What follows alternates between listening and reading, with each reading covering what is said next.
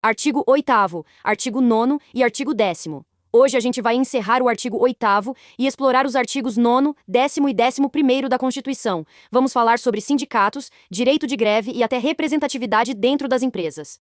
Tudo de forma prática, explicando como isso impacta o dia a dia do trabalhador. Então, bora lá! Artigo 8º, organização sindical. O artigo 8º é como a Constituição dizendo: trabalhador, você não está sozinho. Vamos organizar e lutar juntos. Por exemplo, aqui estão as regras. 1. A lei não pode exigir autorização do Estado para criar um sindicato. Ou seja, qualquer grupo de trabalhadores pode se unir e fundar um sindicato, sem precisar pedir permissão ao governo. É só registrar no órgão competente. Imagine trabalhadores de uma fábrica de sapatos que decidem criar um sindicato. Eles podem fazer isso, sem medo de interferência estatal. 2. Proibição de mais de um sindicato por categoria profissional ou econômica no mesmo território. É como dizer: nada de concorrência entre sindicatos no mesmo município. Se já existe um sindicato de motoristas na cidade, não pode criar outro para a mesma função. 3. Ao sindicato cabe a defesa dos direitos coletivos e individuais dos trabalhadores. Isso significa que, se um grupo de professores não recebe aumento há anos, o sindicato pode entrar com uma ação na justiça para lutar por eles. 4. Contribuição sindical será decidida em Assembleia Geral. O dinheiro que mantém o sindicato funcionando é decidido em reunião com os trabalhadores. Eles escolhem o quanto será descontado, se necessário. 5. Ninguém é obrigado a se filiar a sindicato. Essa aqui é simples. Se você não quiser fazer parte de um sindicato, não é obrigado. É escolha sua. 6. Os sindicatos participam das negociações coletivas de trabalho. Se a fábrica decide mudar o horário de trabalho ou dar um aumento, o sindicato deve participar da negociação para garantir que ninguém seja prejudicado. 7. O aposentado pode votar e ser votado em sindicatos. Isso mostra que, mesmo aposentado, o trabalhador continua tendo voz dentro da categoria. 8. É proibido demitir ou perseguir um empregado que está se candidatando a um cargo no sindicato. Se alguém decide se candidatar para representar os colegas, o patrão não pode demitir nem retaliar a pessoa. E para fechar, parágrafo único. Essas regras também valem para sindicatos rurais e colônias de pescadores. Então, se um grupo de pescadores quer formar um sindicato para negociar com empresas que compram peixes, eles têm os mesmos direitos. Artigo 9º. Direito de greve. Greve é aquele momento em que os trabalhadores dizem: chega, queremos mudanças. Aqui, a Constituição assegura: 1. Os trabalhadores têm o direito de decidir quando e por que fazer greve. Por exemplo, imagine que os enfermeiros de um hospital não recebem salário há 3 meses. Eles podem decidir entrar em greve para exigir o pagamento. 2. Serviços essenciais devem continuar funcionando. Mesmo na greve, é preciso garantir que hospitais, transporte público e outros serviços básicos continuem operando minimamente. Um exemplo: motoristas de ônibus entram em greve, mas uma parte da frota precisa seguir circulando para atender a população. 3.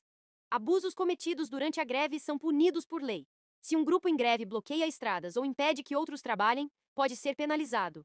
A greve é um direito, mas deve ser exercido com responsabilidade. Artigo 10º.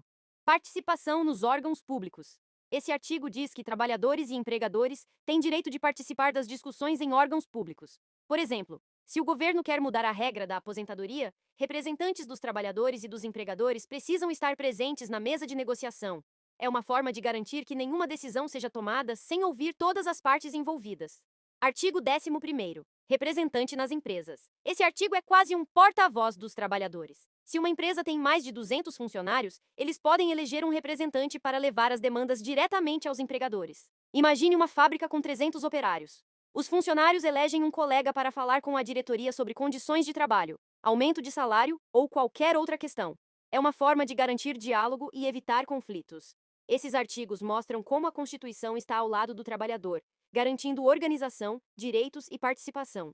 Seja na greve, no sindicato ou dentro da empresa, o importante é que o trabalhador nunca esteja desamparado. Estudo de caso: a Fábrica Esperança e os direitos constitucionais. Na pacata cidade de Santo Trabalho, havia uma fábrica chamada Esperança, com 350 funcionários, que produzia roupas para exportação. Era uma empresa de renome, mas recentemente os trabalhadores começaram a enfrentar problemas sérios: salários atrasados, condições insalubres, jornadas exaustivas e até perseguição a líderes sindicais. Vamos ver como os artigos da Constituição ajudaram os funcionários a lutar pelos seus direitos. O problema começa: organização sindical. Artigo 8º. Os trabalhadores decidiram criar um sindicato para organizar as demandas coletivas.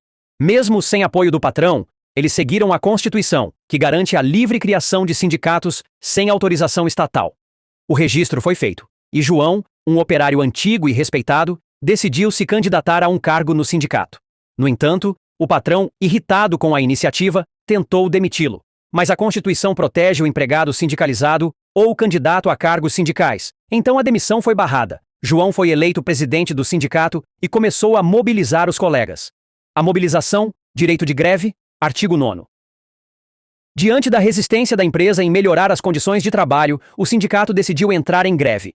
Foram realizadas assembleias e a decisão foi unânime. Contudo, como a fábrica fornecia uniformes para hospitais, a paralisação foi organizada de forma que uma pequena equipe continuasse atendendo pedidos emergenciais, respeitando a regra de manter serviços essenciais.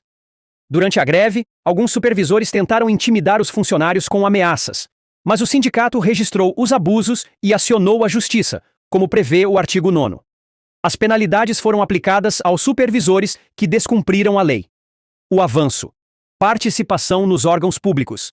Artigo 10º. O caso chamou a atenção do Ministério do Trabalho, e uma comissão foi formada para mediar o conflito. Representantes dos trabalhadores e empregadores se reuniram para discutir soluções.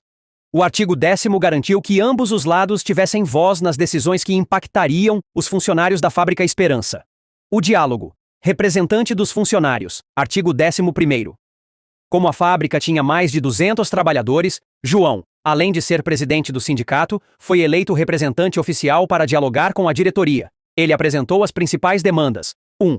Regularização dos salários atrasados. 2. Redução da jornada exaustiva. 3. Condições seguras no ambiente de trabalho. 4.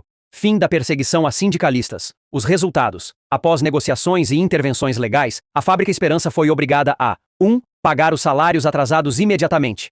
2. Melhorar as condições de segurança e saúde no trabalho. 3. Garantir a liberdade sindical e respeitar o direito dos trabalhadores. 4. Instituir uma comissão para acompanhar as condições de trabalho, com o representante eleito pelos empregados. Moral da história. A Constituição não é só um papel bonito. Ela é uma ferramenta poderosa. O caso da Fábrica Esperança mostra como os artigos 8º, 9º, 10º e 11º garantem que o trabalhador não esteja sozinho. Com organização, coragem e conhecimento dos direitos, é possível mudar realidades e construir um ambiente de trabalho mais justo. Cordel dos Direitos do Trabalho e Sindicato. Na Fábrica Esperança, vou contar o ocorrido, os direitos da Constituição, aqui são revividos. Com suor e muita luta, o povo se uniu. E a justiça no trabalho, enfim, o sol abriu. Artigo 8º. Sobre o sindicato. Ninguém pode proibir o trabalho organizado. Para criar associação, o Estado não interfere, é liberdade garantida. Ninguém desconstrói ou fere. Mais de um sindicato? Na base, não vai ter, é uma regra da lei, que ajuda a proteger. Se alguém tenta filiar, mas quer se desligar, a Constituição assegura. Ninguém pode obrigar. João, o trabalhador, foi ao sindicato votar, e ao cargo de líder, conseguiu se candidatar. O patrão tentou barrá-lo, mas em vão foi seu intento, pois o artigo protege até o fim do mandato eleito. Artigo 9º. O direito de greve. Quando a situação pesa, o trabalhador se atreve. Decidir pelo protesto é um direito garantido, mas serviço essencial não pode ser esquecido. Na fábrica, a produção teve parte reduzida, roupas para hospitais, com a equipe garantida. E os abusos cometidos durante a paralisação foram punidos na lei, sem margem para apelação. Artigo 10º. Voz nos colegiados. É um direito do povo, pelos órgãos representados. Os trabalhadores se reuniram no ministério, discutiram suas demandas, em tom sério e criterioso. João sentou à mesa com o patrão e com a lei, e os direitos ignorados ele enfim defendeu. O artigo dá poder. É conversa de igualdade, trabalhador e empregador na mesma responsabilidade. Artigo 10º. Primeiro. Mais de 200. Atenção. Há direito a um eleito para diálogo e solução. João foi escolhido, com justiça e com clareza, para levar as demandas da fábrica com destreza. Falou sobre salários, o atraso que era grave, apontou o excesso de horas, que ninguém mais suportava.